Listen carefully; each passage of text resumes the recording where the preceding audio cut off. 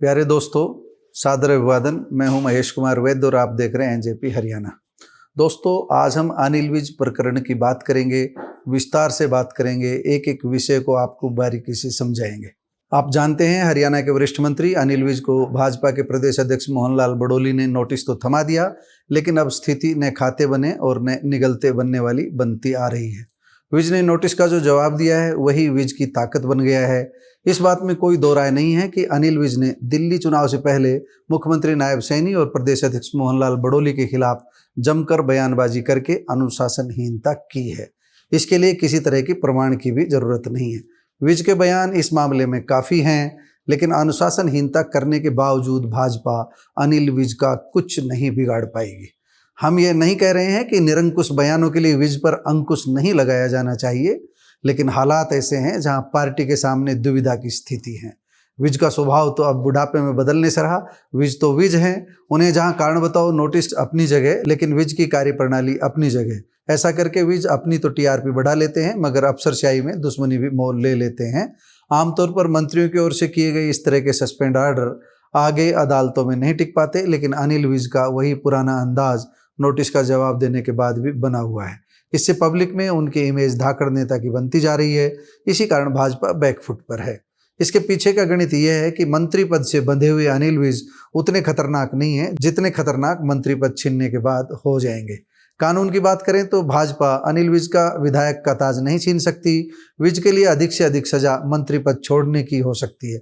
जो व्यक्ति पहले ही पद को तस्तरी में रखकर बैठा हो और नायब सैनी जैसे जूनियर नेता की अगुवाई में असहज होकर काम कर रहा हो, उसके लिए कुर्सी कोई मायने नहीं रखती। सूत्रों के अनुसार पार्टी अब चुप्पी की नीति पर आगे बढ़ेगी और विज को समझाकर चुप रहने के लिए तैयार करेगी। विज शायद मान भी जाएंगे। भाजपा को लगता है कि अगर विज का जवाब सार्वजनिक हुआ तो पार्टी के सामने अधिक असहज स्थिति पैदा हो जाएगी। पहले हम उन शब्द बाणों पर नजर डालते हैं जो विज ने नोटिस जारी करने से पहले चलाए थे। अनिल विज ने सबसे पहले 30 जनवरी को यह कहा था कि वह ग्रीवेंस कमेटी की बैठक में नहीं जाएंगे, क्योंकि उनके आदेशों की पालना नहीं होती, अधिकारी उनके काम नहीं करते। अगले दिन 31 जनवरी को एक कदम आगे बढ़ाते हुए विज ने सीधा नायब सैनी पर ही निशाना साध दिया था। उन्होंने कह दिया था कि नायब सैनी जब से मुख्यमंत्री बने हैं तब से उड़न खटोले पर सवार है। एक तरह से विज ने नायब सैनी पर करारा व्यंग कसा था। साथ ही यह भी बता दिया था कि यह आवाज़ सिर्फ मेरी नहीं बल्कि सभी मंत्रियों और विधायकों की भी है। अगले दिन 1 फरवरी को फिर पुष्पा फिल्म का डायलॉग बोल दिया। यहाँ तक भी कह दिया कि मैं नहीं, मेरी आत्मा बोलती है और आत्मा की आवाज़ को कोई दबा नहीं सकता।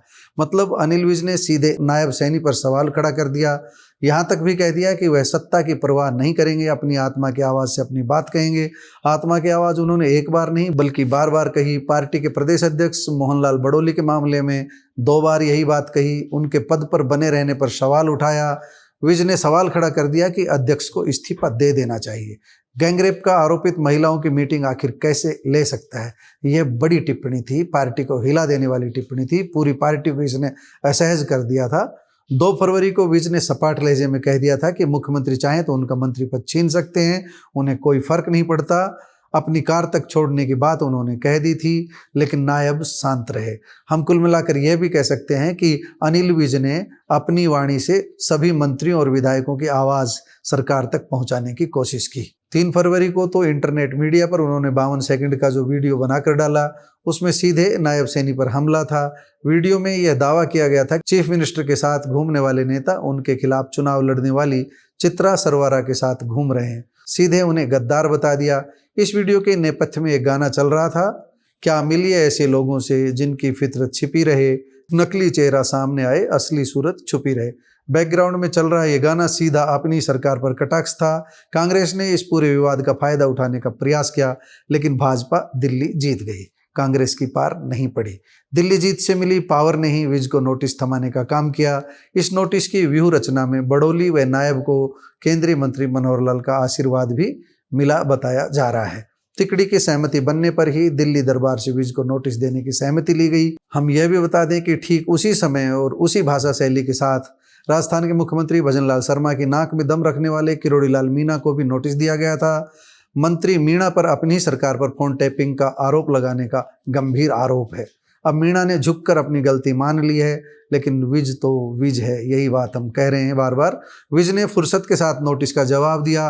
नोटिस के जवाब में विज ने जो कुछ लिखा है वह अब तक गोपनीय है, लेकिन दैनिक भास्कर के डिजिटल प्लेटफॉर्म पर सूत्रों के हवाले से कुछ कारण बताए गए हैं। हम आपसे वो कारण साझा कर रहे हैं। इस बारे में आई मीडिया रिपोर्ट्स के अनुसार विज ने कहा है कि 2024 के विधानसभा चुनाव से पहले कई लोगों ने उनके टिकट काटने का भ्रम फैलाया ताकि वह चुनाव नहीं जीत सके। उन्हें हराने की साजिश रची गई। इसके पीछे उनके राजनीतिक विरोधी थे। उन्हें मरवाने की साजिश रची गई। उनकी सुरक्षा घटाई गई। जानबूझकर उनके क्षेत्र में विकास कार्य रोक दिए गए। नगरपालिका ने लोगों को नाराज करने का काम किया। आरोप बहुत गंभीर है। कोशिश यही थी कि किसी तरह से भी वह चुनाव हार जाएं, ऐसा विज ने कहा है। मुख्यमंत्री और पार्टी अध्यक्ष को सूचना देने के बाद भी कोई कार्रवाई नहीं हुई, ऐसा भी उन्होंने अपने जवाब में बताया है। विज ने कहा है कि सरकार के 100 दिन पूरे होने के बाद मामले की जांच का उन्हें आश्वासन दिया गया था, लेकिन उनकी शिकायत पर कोई कार्रवाई नहीं हुई। उनके कहने पर एसएचओ तक सस्पेंड नहीं किया गया। अंबाला कैंट के जनता दरबार का विज ने जिक्र किया। यह भी बताया कि उन्होंने डीजीपी शत्रुजीत कपूर को फोन करके भी एसएचओ को सस्पेंड करने की बात कही, लेकिन उसके आर्डर जारी नहीं हुए, जबकि गृह विभाग खुद नायब सैनी के पास है। विज ने कहा कि अंबाला जिले के भाजपा कोषाध्यक्ष आशीष तायल के बारे में पार्टी और सरकार को सबूत भी दिए। यह सबूत इस बात का प्रमाण थे कि तायल निर्दलीय उम्मीदवार चित्रा सरवारा की मदद कर रहे थे। उन्होंने भाजपा नेता चित्रा सरवारा के साथ तायल की वीडियो भी दी, लेकिन कार्रवाई नहीं हुई। उनके खिलाफ चुनाव लड़ने वाली निर्दलीय उम्मीदवार को भाजपा में मिलाने का प्रयास भी हुआ, ऐसा विज कह रहे हैं। सबसे अहम बात विज ने यह कही है कि नोटिस जानबूझकर लीक किया गया। विज ने सवाल उठाया कि आखिर दो लोगों के बीच की बात कैसे सार्वजनिक हो सकती है। विज ने उस कैबिनेट मीटिंग का हवाला भी दिया जिसमें एक अधिकारी के साथ उनकी बहस हुई थी और मुख्यमंत्री नायब सैनी ने उनका पक्ष लेने की बजाय अधिकारी का पक्ष लिया था। वैसे यह भी सच है कि विज ने कारण बताओ नोटिस के बाद अपने तेवर पहले जैसे ही रखे हुए हैं। उन्होंने स्पष्ट संकेत दे दिए है कि जब तक कुर्सी पर हैं उनके काम करने का अंदाज, काम करने का तरीका वही रहेगा, उन्हें किसी का डर नहीं है। उन्होंने नोटिस के बाद बिजली निगम के चीफ इंजीनियर अनिल कुमार को सस्पेंड किया था। अनिल कुमार को एक दिन पहले ही सरकार ने पदोन्नति दी थी, प्रमोशन किया था। अनिल कुमार पर 9 फरवरी को गुरुग्राम के सेक्टर 107 के 220 केवी सब स्टेशन के 33 केवी जीआईएस में आग लगने की घटना की रिपोर्ट उच्च अधिकारियों तक नहीं पहुंचाने का आरोप। इसी कारण विज ने उन्हें सस्पेंड किया। वैसे इन सब बातों से अलग एक सवाल विज से भी किया जा रहा है। हमारे माध्यम से पार्टी के एक वरिष्ठ नेता ने यह सवाल उठाया है। दबी जुबान से यही सवाल कई जगह पूछा भी जा रहा है। सवाल यह है कि क्या विज किसी नए चेहरे की पार्टी में एंट्री ही नहीं होने देंगे? आखिर पार्टी को भी तो दमदार चेहरों की तलाश है। पार्टियां कभी किसी एक कंधे के सहारे नहीं चलती।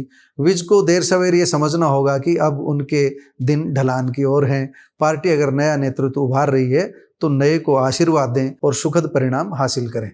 प्रोफेसर रामविलास शर्मा की तरह गलती न करें। अगर पार्टी ने इस बार रामविलास शर्मा को टिकट नहीं दी तो उन्हें विनम्रता पूर्वक पार्टी के इस फैसले पर पुष्प अर्पित करने चाहिए थे। विज के लिए विचारधारा की लाइन पर आगे बढ़ना ही हितकर रहेगा। सत्ता में अगर परेशानी है तो फिर खुशी खुशी विपक्ष में आइए, आपको इसका अधिकार है, संविधान इसका अधिकार देता है, लेकिन जिस थाली में खा रहे हैं उसमें छेद न करें, ऐसा लोग कह रहे हैं। आखिर आज का जूनियर ही तो कल का सीनियर है। इस बारे में विज के एक समर्थक का तर्क है कि क्या विज के सवालों के जवाब पार्टी को नहीं देने चाहिए? एक वरिष्ठ मंत्री की बात अधिकारी नहीं सुनेंगे तो उनके मंत्री रहने का औचित्य क्या है? ऐसा मंत्री पद लेना आत्मसम्मान के खिलाफ है। यहाँ विज दोषी नहीं है। दोस्तों, अनिल विज से जुड़ी हमारी ये स्टोरी कैसी लगी कमेंट बॉक्स में जाकर बताइएगा जरूर। नमस्कार, धन्यवाद।